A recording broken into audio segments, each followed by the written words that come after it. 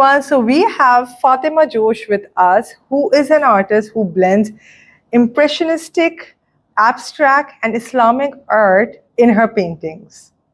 Her work explores emotions, spirituality, and beauty of flute forms. So let's have a conversation with her and let's look at the story behind her paintings. Hello, Fatima Bain. Hi, Ritu. Alhamdulillah, how are you? I'm good. So, how's weather there? It is hot. Houston is hot in summer. I think you can compare it to Middle East pretty much, but we don't go out so much in the heat. A lot of things are mostly indoors, so we have the centralized air conditioning, so that really helps. Otherwise, it's hot to be out still at this time of the year. All right, so we're going to start on. First of all, I want to tell you that your page is not just followed by me, but also by my son. He keeps on stopping me to wear your page, even if I want to scroll. Not that I want to ignore you, but just like that, he makes me go back to your stories and he wants to respond to them. How old is he? He's 8 years old. Thank you, thank you. So Burhanuddin is super excited. So some of the questions are from him also. Oh, nice. Okay. Look forward to it. Okay, so first is how did your art journey begin and what led you to abstract and impressionistic work? Okay, so with the art journey, I think I could say I have been creative since childhood. I remember when anybody who needed to get school projects done, madrasa projects done, personal art stuff done, they would come to me for drawing and coloring and stuff like that. Okay, go to Fatima Bay and she'll take care of it and stuff. So I used to be creative since young, but I wanted to be a teacher or a nurse at that time. I never thought about getting into the creative field as a career. And then as I grew up in college, I went to art and design school. I think it was a very pioneering field at that time. During my time, I'm pretty much like a guinea pig in a lot of things. So I went to art school, wanted to figure out what is this entire creative field about. So I majored in graphic design at that time. So I have been exposed to art for many years through art school. So I did go through technical skills and, the whole creative mindset, how you think about stuff, how you see things in a different way. So I have been molded into that mindset through the years as well. Canvas was always my therapeutic space. And I did start again after marriage, after quite many years of halt, I would say 5 to 10 years. I picked up the brush again. I wanted to get back to earning my own voice. I was I felt lonely at one point and I felt like I needed something for myself as a woman. And I started picking up the brush again. I started painting again. And I lived in Rochester, New York for about many years before moving to Houston. And I did get into it more. There was like a little art shop. It was more of a remote area. So there was an art shop. I used to pick up Winsor and Newton colors and stuff like that. I started painting again. I tried showing stuff in coffee shops in back in Rochester, New York. Went to galleries to get feedback about my work, but I was still, not serious about it. When I moved to Houston, I was here for about a year or two, and my cousin insisted that I should show in galleries. So I was like, I kind of do it for myself. It's not something I want to pursue.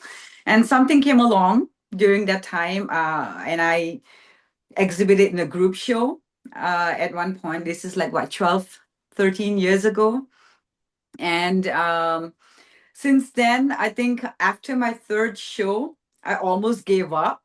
And I thought, okay, this is, yeah, art bakwas hai. It's not going to work out. I mean, people don't really understand, buy and stuff. And at that third show, I sold 3 pieces.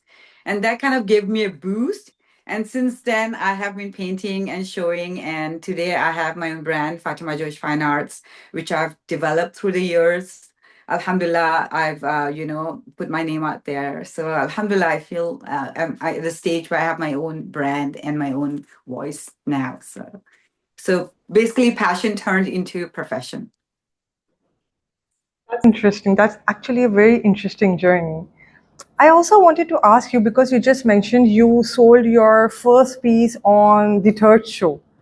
Can you give a little bit insight of how you actually felt as an artist? Because a lot of artists out there are actually going through this. And how did you feel?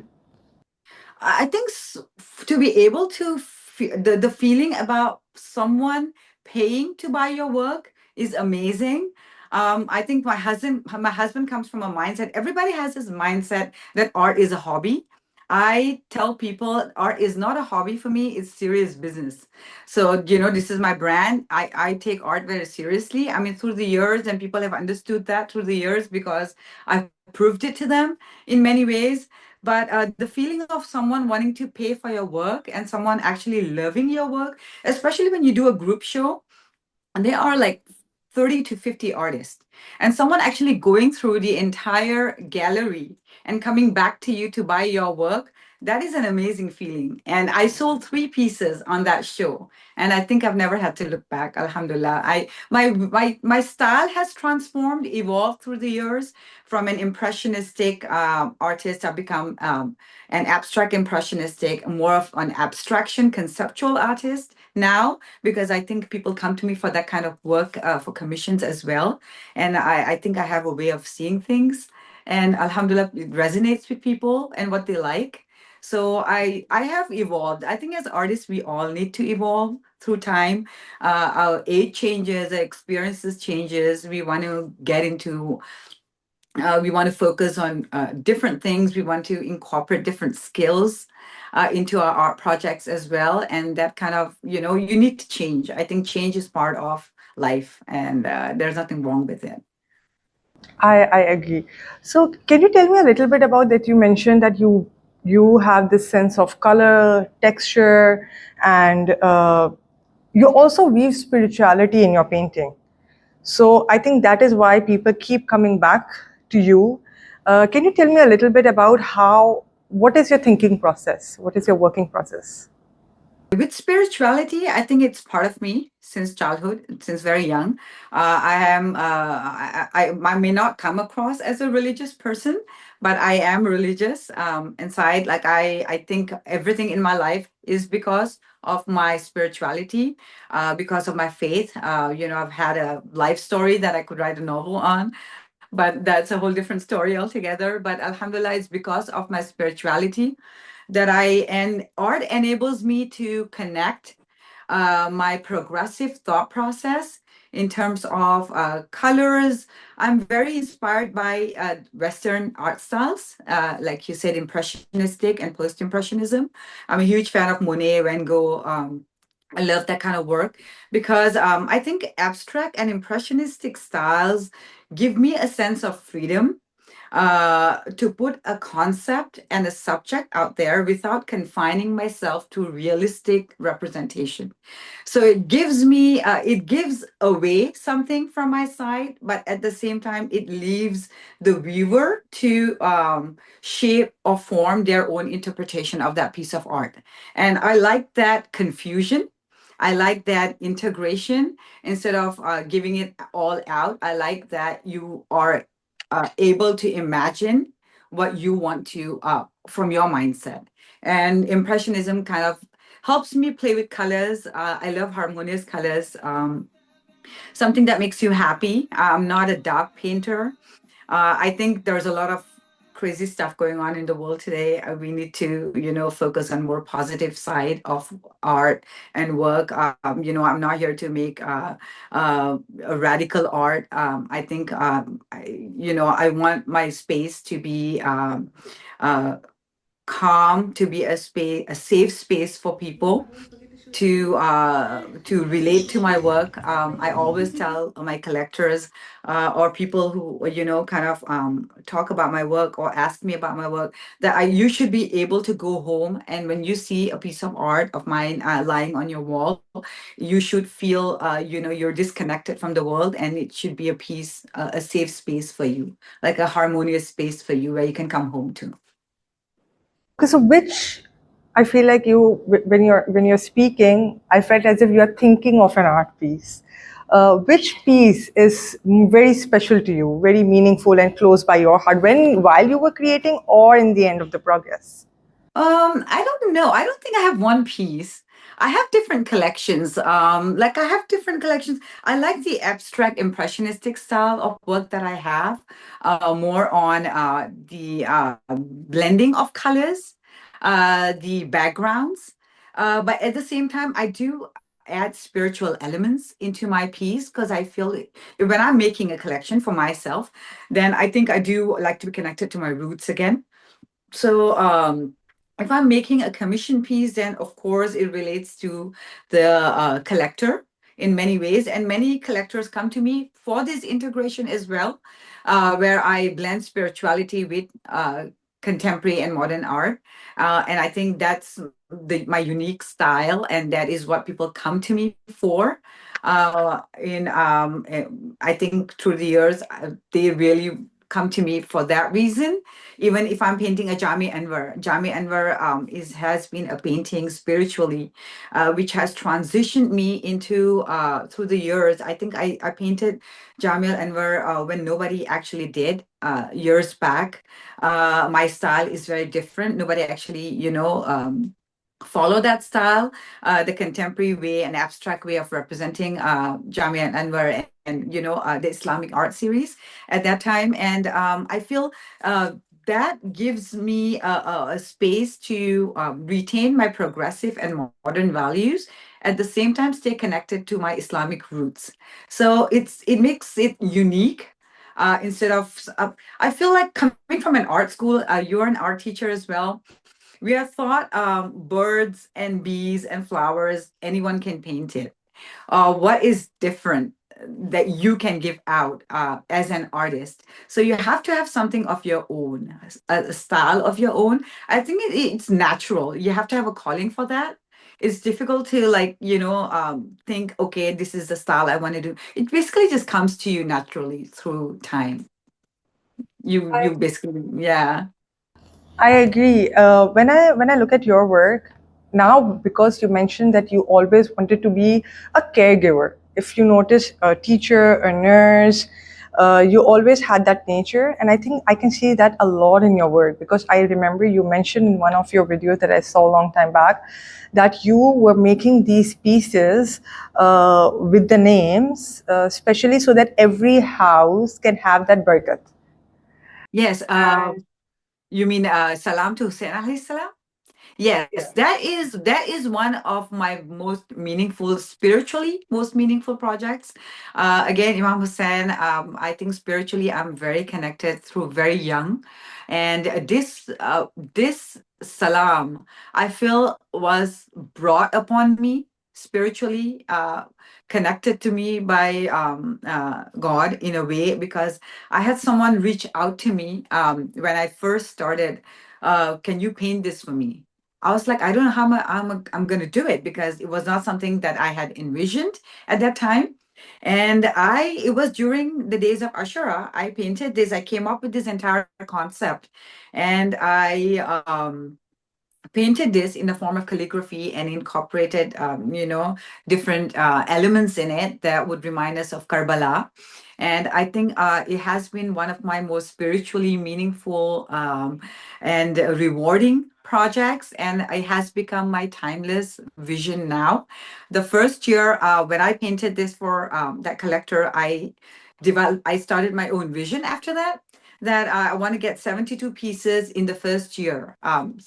In Muminin households. And Alhamdulillah, I actually had 110 pieces in the first year. So I would like to definitely say that I appreciate each and every person who has trusted me with this vision, who has reached out to me, and who has collected this piece of mine through the years. People, use this piece of mine for gifting because it's different. Agree, and even whatever you are saying, I think through your videos we could actually feel it, and we could connect. So out there, my viewers, if you want to get connected and if you want one of the pieces in your house, then you need to get on this link. All right. So I would want, and I would really like if, as you said, this many pieces were already sold, and I wish more are coming from your side. Inshallah, thank you. I would love to send you one if you're close by in Pakistan. It's so difficult to send, but inshallah. Thank you. Inshallah.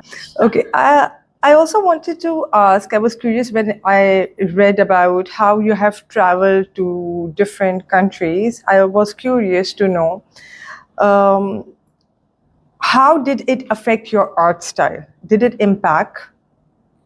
Because you did, because you did mention that there were a lot of change in your art pieces from impressionist style to abstract. Did it change because of traveling and the culture? I don't think so. I think it's more for personal, my personal experiences, my personal exposures, and a calling that I have at one time. Maybe I'm having conversation with someone, and then my mind just evolves. At that, my heart and mind kind of evolves. I think the the beauty of abstract is getting deeper into the subject and making it more simplistic. Let's say if I want to represent a portrait, I do not have to represent a portrait in its realistic form with all the features and stuff, but I can represent a portrait in an abstraction form in terms of simplifying shapes and form and incorporate different techniques into it, and it gives you a more subjective space for interpretation, and that is what I like about abstract. And also it allows you to experiment with stuff, with textures and colors and styles and techniques as well. Can you please tell us if anyone who's interested to get the to get the photographs that you have captured, where can we go? How can we connect with you? Yeah, you can actually go to my website, fatemajosh.com. To check my work. I have a photography series and a European series. And I think Instagram is my best space for people to get latest updates. So if you follow me on Instagram at Fatema Josh, I think that's the best place to get latest updates because it's so difficult to keep up with everything. Updating website with current pieces, and Instagram is just easier for me to show and tell, to tell you what's new. And of course, you are most welcome to DM me, message me, on WhatsApp, on Instagram, to see what's available, and I'll be happy to share. Thank you so much. So, viewers, you just heard her. If you guys want anything from her pieces, then you may just go on Instagram, follow Fatima Josh, and get in touch with her. All right, Fatima Bin. One more thing that I was very curious. I always go through your stories, and sometimes you have a playlist that is playing in the background. So can you tell me one, you do listen to music while working? If yes, then what's your go-to studio playlist? I honestly I don't have a playlist. I have this Google whole thing that it's my studio because my kids, and I just tell them to play songs for me like Arabic songs or romantic Pakistani songs, and it kind of plays it for me. I'm a huge fan of Pakistani drama as well, so I do watch it. I've been watching it since very young. That's how being from Malaysia. I mean, Urdu and Hindi is not part of our language at all. I literally grew up learning it through Bollywood movies and Pakistani dramas. All right. And Fatima Bin, I also wanted to ask you about the piece that is there in your background, because when I look at the story, I keep on looking at that this one is also for sale. Yeah, yeah, I put this on. This is called The Secret Garden. So this is my earlier abstract series. It's on canvas, and I actually this piece I stretched my own canvas, which I don't usually do. These are one of those pieces where I stretch my own canvas on canvas bars and stuff like that. So yeah, those that was inspired by my urge to express abstraction in terms of uh, I think a happy space of flowers and gardens and stuff like that. But I did not want to do it. I did not want to do it in a representational form. I think what I love about abstract is the entire process, the journey. I think it kind of resonates with life a lot. The process of creating something, because that process, that journey doesn't come back. It's a one-time thing, and that's a masterpiece at that time. I mean, I will not be able to recreate my own piece again. Okay, so viewers out there, if you are interested in the piece that you are looking at it right now, displayed on the wall, then just click on the painting. All right. And yes, it is called the secret garden. But what I like about it the most is the flower that is created in the corner. I feel like I look at it as a deep magenta rose. Yeah. I see that painting. Yeah. Yeah, it's completely open to interpretation. And like I said earlier during the interview, that's the beauty of abstract. It doesn't confine you to a space and doesn't confine a viewer's mindset. At the same time, it gives the artist the freedom to express things as well. All right. One thing I wanted to ask you, what advice would you give new abstract artists who are coming on in this field? Because I feel abstract art has left the scene a little bit. Nowadays, it's more installation art, more interactive art.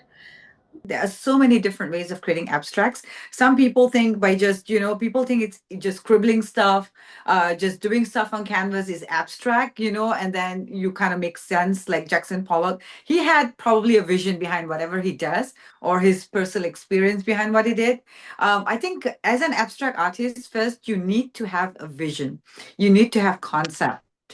You cannot create abstract without a concept, then it becomes meaningless. And I think that process is really important. If you are not an abstract artist, uh, just for the sake of being an abstract artist, to join, trends, or to join the bandwagon to feel important, I think that should not be the case. You follow what you are good at. There are so many different areas in art. I mean, some people do hyperrealism. I don't think I have the knack to do hyperrealism, and it's not an easy form. So, when you talk about how you are multidisciplinary, I also noticed that you have a food vlog and a travel vlog. I like to cook. I mean, now it's become really less because too many things going on all the time, so it gets exhausting. But yeah, I enjoy cooking. In the past years, I've used to cook a lot, especially when I used to be in Rochester, New York. I used to uh, do everything at home, Ramadan and everything else. Like I used to cook, do 3 meals a day. Now with the F&B and stuff, we honestly become really lazy. But I enjoy good food. I think my family enjoys good food and encourages me to cook as well. It comes from the family. My mom is a good cook. Alhamdulillah, my grandma, my aunties, khalas, they're all really good cooks. So I kind of enjoy that part of my life as well. I totally agree. Like, I used to do realistic art first, and then I came towards slowly and steadily towards installation art. I did a lot of sound installation. I did paper installation. I worked with old books, and I started using thin thread and did installation from there. I started storytelling. I went a little bit towards cinematography side, where I worked on storytelling, sound, music, script writing. I went towards that side. But then after a while, I also feel like an artist just needs different mediums. The moment I got married, I had some obviously responsibilities, and I was more restricted towards my studio. So I automatically started coming back to realism and hyper realistic, and I always make my work go more towards that side. And now it comes subconsciously. I always want to paint pigeons, I want to paint horses. All right. Before we end, Fatima bin, it has been an amazing conversation. That you, if you got a chance, you can write a novel on your whole journey. What title would you give your novel to? What title? I have to think about that though. Uh,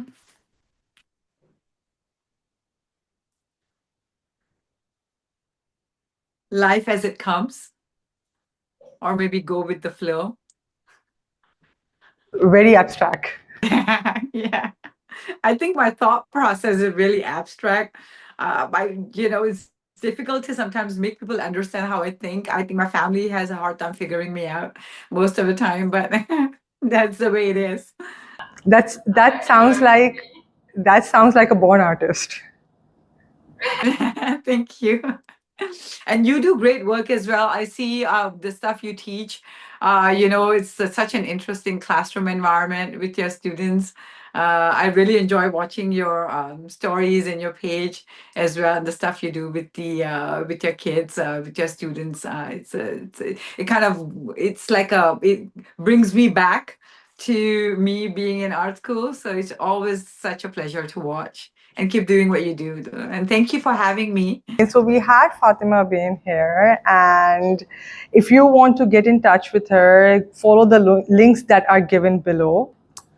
Thank you so much, Fatima Bain, again. And I'm very glad I am part of the studio that I'm looking at right now. I've been always looking at it, and it's such an amazing feeling.